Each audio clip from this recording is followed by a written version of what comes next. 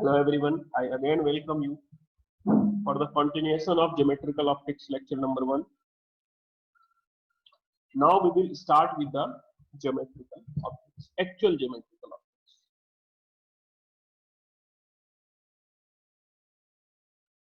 Geometrical optics. In this topic, very first thing that we should read is about the laws of reflection. सबसे पहला point heading आप छोटा सा डालिए, that is laws of reflection. ये सबको आप लोगों को पता होता है, फिर भी एक बार देखिए, हर जगह आपको कुछ न कुछ नया बताऊंगा. मान लो कि कोई ऐसा पाथ, थोड़ा सा साइड में बनाते हैं, पाथ नहीं है, पाथ नहीं है, कोई reflecting surface, any reflecting surface is this, and the light incidents here, light incidents like this at this point. There will be a tangent possible at this point. आप क्या करोगे कि एक टेंजेंट पॉसिबल होगा इस पॉइंट पे, इस तरीके से. उस टेंजेंट पे आप एक नॉर्मल ड्रॉ कर सकते हैं. इस पर्टिकुलर पॉइंट का जो नॉर्मल होगा उसको कैसे ड्रॉ करोगे? उस पॉइंट पे आप टेंजेंट बनाओ और टेंजेंट पे परपेंडिकुलर ड्रॉ कर दो. और जब भी कभी एंगल मेजर किया जाता है यहाँ पे, in case of reflection and refraction, हमेशा नॉर्मल के रेस्पेक्ट में ही मेजर करते हैं. तो नॉर्मल है इस पर्टिकुलर पॉइंट पे, और इसके बाद लाइट रे क्या होंगी, रिफ्लेक्ट हो जाएंगे इस तरीके से. So this is what, this is the incident ray and this one is the reflected ray. Okay, this is incident ray and this is the reflected ray, and the dot which I am making here is the normal. This is what? This is the normal. And there will be an angle of incidence. The light is suppose incidented at the angle I and gets reflected at angle R. So the first law of this laws of reflection says the incident ray,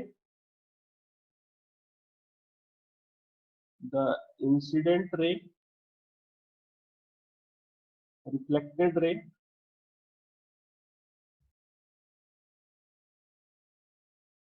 and normal. ये जो तीन चीजें हैं, normal lies in the same plane.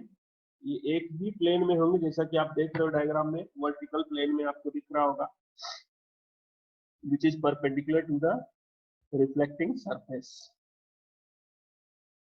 which is perpendicular to the reflecting surface. Okay, next point, next law is the angle of incidence I. Angle of incidence I will be equals to the angle of reflection. Okay,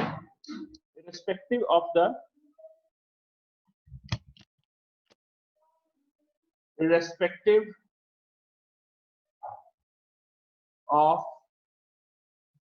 the shape of the surface, shape of the surface. ये हर जगह valid है, इसलिए आपने देखा कि मैं अजीब सा शेप लिया हूं सरफेस का. जरूरी नहीं है सिर्फ और सिर्फ प्लेन सरफेस के लिए ही ये लॉ ऑफ रिफ्लेक्शन का सेकंड लॉ वैलिड हो. कैसा भी सरफेस का स्ट्रक्चर हो सकता है, इसके लिए ये वैलिड है. और आपको पता है एंगल्स कहाँ मेजर करना है, with respect to the normal to the surface. Okay, यहाँ से एक इंपॉर्टेंट नोट लिखूंगा, ये नोट यूजफुल होगा. जैसे कि इंसिडेंट लाइट रे है, तो जो कंपोनेंट होगा, लाइक अगर मैं यहाँ पे एक कोई सरफेस ड्रॉ करूं, मान लो ये कोई रिफ्लेक्टिंग सरफेस है, तो इस रिफ्लेक्टिंग सरफेस पे अगर लाइट ये इंसिडेंट कर रही है, इसके दो कंपोनेंट हो जाएंगे इस लाइट रे का। एक होगा इस डायरेक्शन में और दूसरा इस डायरेक्शन में। तो ये वाला जो कंपोनेंट होता है, कंपोनेंट ऑफ लाइट, कंपोनेंट थोड़ा देख लेना, ये कंपोनेंट है, आप स्पेलिंग सही कर लेना। Component of light parallel to the surface, parallel to the surface, जिससे कि रिफ्लेक्शन आपको ऑब्जर्व करना है, सरफेस रिमेन सेम। ये वाले कंपोनेंट में कोई भी फर्क नहीं पड़ता है, इट रिमेन्स सेम। और जो कंपोनेंट होता है perpendicular, component of light perpendicular to the surface, perpendicular to the surface gets reversed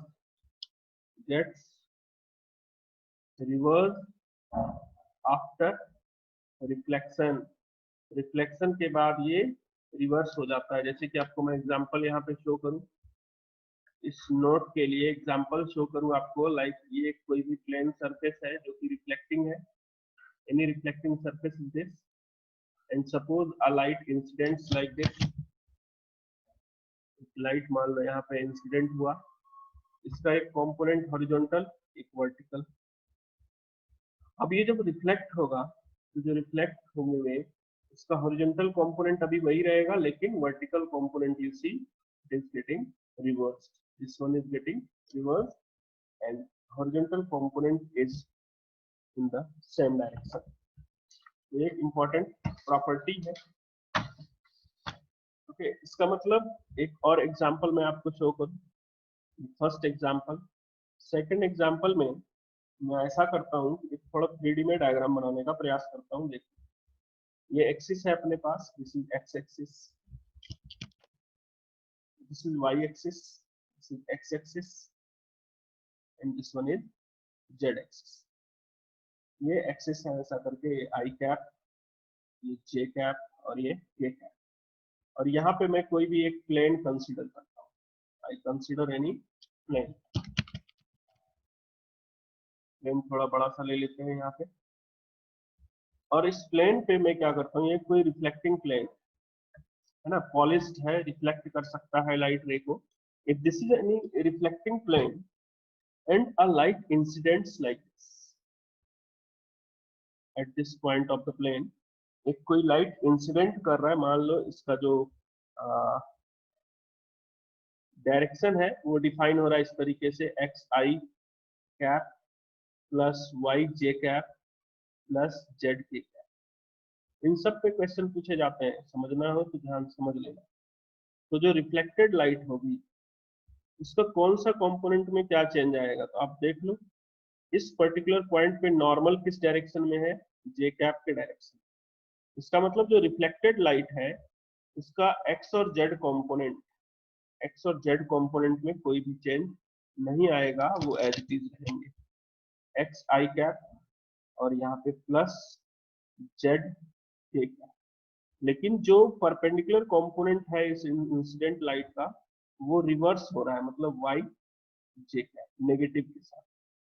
ये कॉन्सेप्ट है यहाँ।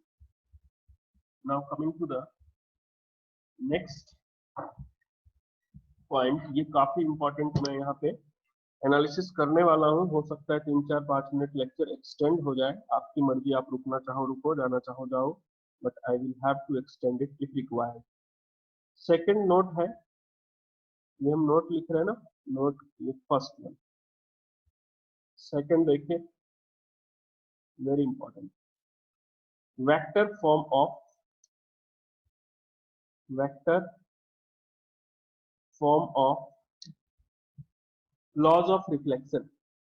काफी इंपॉर्टेंट है, इसको समझना, बॉदर मत करना, टफ लगेगा तो बता देना मेरे को व्हाट्सएप पे। लॉज ऑफ रिफ्लेक्शन, वैसे मैं ये आज इंट्रोड्यूस नहीं करने के मूड में था, लेकिन अगर पहुंच गए हैं तो कर लेते हैं।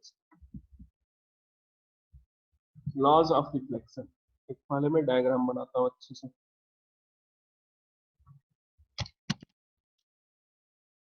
ये कोई भी रिफ्लेक्टिंग सरफेस है, परफेक्टली रिफ्लेक्टिंग सरफेस।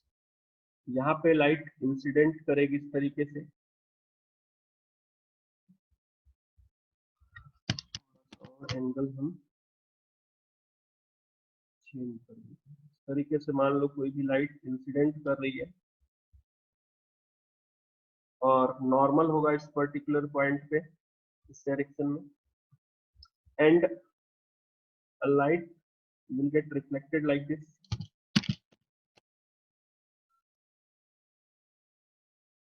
ये रिफ्लेक्ट हो जाएंगे। तो ये इंसिडेंट लाइट है I, और ये रिफ्लेक्टेड लाइट है R। अब देखना आपको गिवन होगा, क्या गिवन होगा वो बताता हूँ। गिवन होगा डायरेक्शन ऑफ इंसिडेंट लाइट का, डायरेक्शन ऑफ इंसिडेंट लाइट, ये गिवन होगा।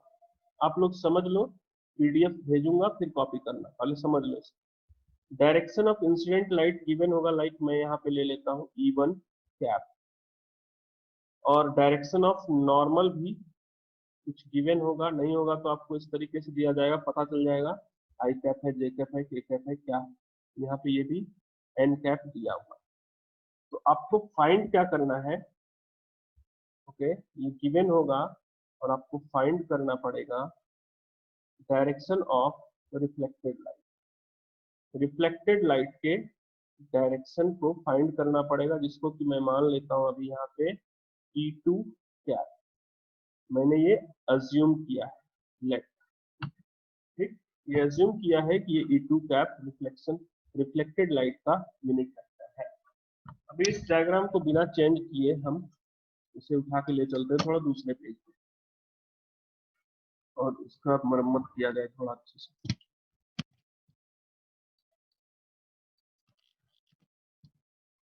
ये डायग्राम बनाया है मैंने, देखिए इसमें क्या करना है। ये जो इंसिडेंट लाइट है, यहाँ पे मैं क्या करता हूँ, अब जो मैं करूंगा वो मेरा एनालिसिस है, जो पहले पेज पे था वो गिवन है चीजें, ठीक। तो यहाँ से मैं क्या करता हूँ, एक लाइन को एज इट इज सीधा का सीधा ड्रॉ कर देता हूँ, इंसिडेंट लाइट से लेकर के रिफ्लेक्टेड लाइट।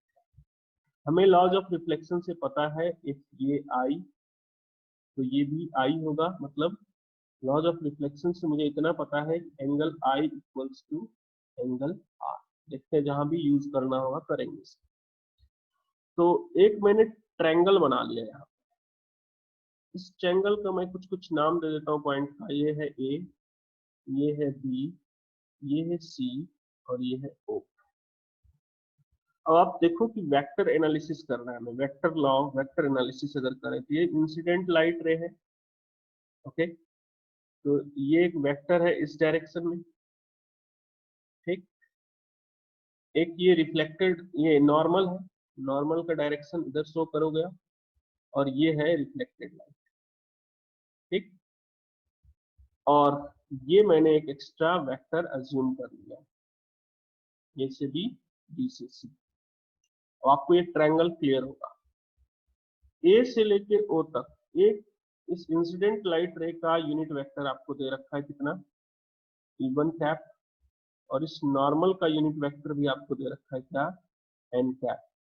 आपको बताना क्या है, रिफ्लेक्टेड लाइट का यूनिट वेक्टर आपको ये बताना है। तो क्या करते हैं हम, इन सारे ट्रायंगल में ऐसा अज्यूम कर लेते हैं हम कि जो लेट ए से लेकर के ओ तक का जो लेंथ है वो x, तो इसको ए से ओ तक का अगर वेक्टर की बात करूं तो मैं क्या लिखूंगा, x E1 कैप। अगर ए से ओ तक x E1 कैप है, ओ से सी जितना ए ओ का लेंथ होगा उतना ही ओ से लेके सी तक का लेंथ होगा, क्योंकि एंगल आई और एंगल आर इक्वल है। एकदम दिमाग खोल के समझना इसको। ओ से लेके सी तक के वेक्टर को आप क्या लिख सकते हो, लेंथ तो x की होगा लेकिन वेक्टर क्या हो जाएगा, E2 कैप। और और आप क्या कर सकते हो यहाँ पे, ओ से लेकर के बी तक नॉर्मल डायरेक्शन में, इसका लेंथ मान लिया मैंने y, और वेक्टर क्या है इसका, यूनिट वेक्टर से मल्टीप्लाई कर दिया तो y n कैप। ठीक, आपको ये E2 कैप फाइंड करना है।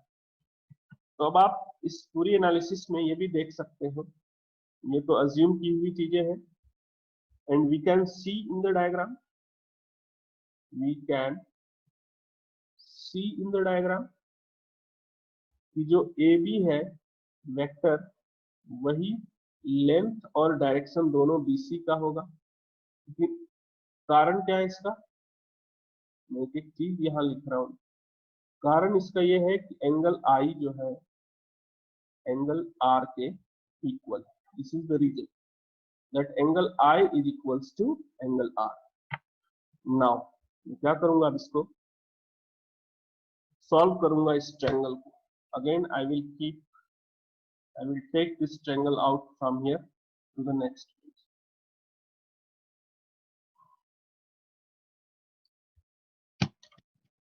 बस इस ट्रायंगल को मैं उठा के अगले पेज पे ला रहा हूँ, वहां पे होगा मैथमेटिकल डेरिवेशंस। तो वेक्टर की सारी कहानी मैंने लिख दी यहाँ पे। क्या क्या है वेक्टर का कहानी कि ए से लेकर के ओ तक क्या है, एक्स E1 कैप, और ये वाला है दिस इज OB, OB क्या है YN कैप, AO है X E1 कैप, और OC ये है अपने पास X E2 कैप। तो अब देखो आप ट्रायंगल AOB को जरा गौर से, इस ट्रायंगल को मैं यहाँ बनाऊं तो ट्रायंगल ऑफ वेक्टर एडिशन से, ट्रायंगल ऑफ वेक्टर एडिशन से आप क्या लिखोगे, AB इक्वल्स टू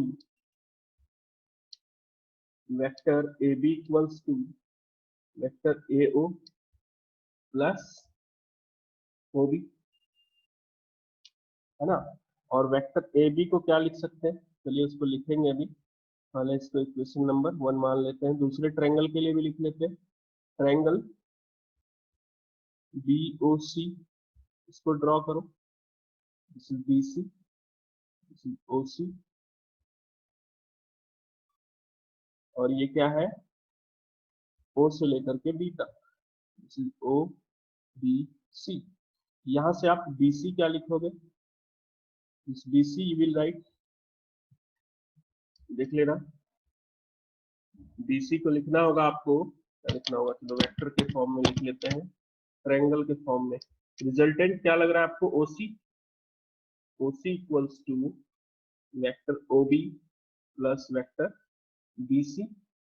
तो यहां से आ जाएगा अपने पास vector BC equals to vector OC minus OB।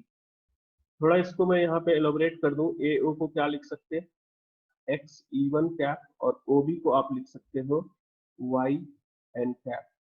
यहाँ पे OC को क्या लिख सकते हैं, OC is X E2 cap, और OB क्या है माइनस Y N कैप।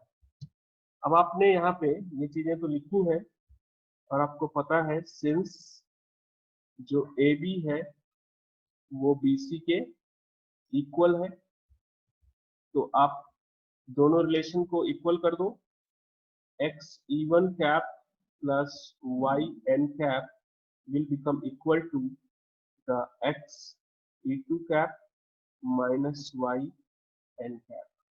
यहाँ से रीअरेंज करना, X E2 कैप क्या आ जाएगा, X E1 cap plus twice of Y N cap, then you will get E2 cap here, which is equals to E1 cap plus twice of Y by X N cap। ये आ गया, लेकिन Y और X तो हमने assume किया है ना, Y और X अगर अज्यूम किया है हमने, तो इसको हमें नॉन वैल्यूज के टर्म में चेंज करना पड़ेगा। तो करते हैं चेंज। यहाँ पे आप ये वाला ट्रायंगल देखो AOB, यहाँ पे जो इंसिडेंट लाइट रे है ये है, this is the incident light रे डायरेक्शन, और ये है रिफ्लेक्टेड। तो ये वाला एंगल क्या लिखोगे, this is what, this is 180 degree minus I. इसको तो आप इक्वेशन नंबर 3 मान लो, और अभी इसको एज इट इज रहने दो। वाई बाय एक्स का मैं सॉल्यूशन ढूंढ रहा हूँ। तो ये इंसिडेंट और रिफ्लेक्टेड लाइट के बीच का एंगल कितना है, 180 डिग्री माइनस आई। यहां से आप क्या करो कि जो E1 कैप है इसको N कैप से डॉट करो।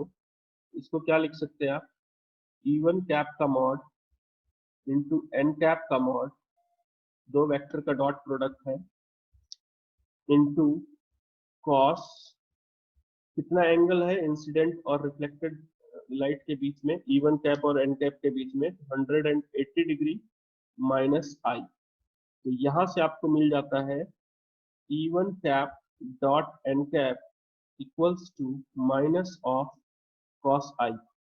फिर यहाँ से आप E1 cap dot N cap को क्या लिखें, minus of cos I. Cos I is base upon hypotenuse, you will write y by x। इसका मतलब आप y बाय x को अबव इक्वेशन में किससे रिप्लेस कर सकते हो, minus E1 dot N cap. This is relation number 4 I am assuming, and in the next page I will have to take one slide. बस 1 मिनट का और बचा है, 1 मिनट में कंप्लीट हो जाएगा। From third and fourth, from third and fourth, we find that the unit vector or the direction of reflected light ray can be written as E1 cap minus twice of y by x को क्या लिख सकते हैं अब आप, minus of E1 cap dot n cap, E1 cap dot n cap, और इसको n cap से मल्टीप्लाई। ये कोई डॉट प्रोडक्ट नहीं है यहाँ पे, ना डॉट है ना क्रॉस है, सिर्फ n cap से मल्टीप्लाई होगा ये। तो ये आ गया आपका सेकंड नोट कंप्लीट होता है। आपके पास क्या गिवन था, you have been given what, the direction of incident ray, okay, and incident ray and normal, and you have found what, the direction of reflected ray here. Okay, so that's it for today. Tomorrow we will see the application of this derivation, and thank you so much all of you for connecting with me. Take care, bye bye.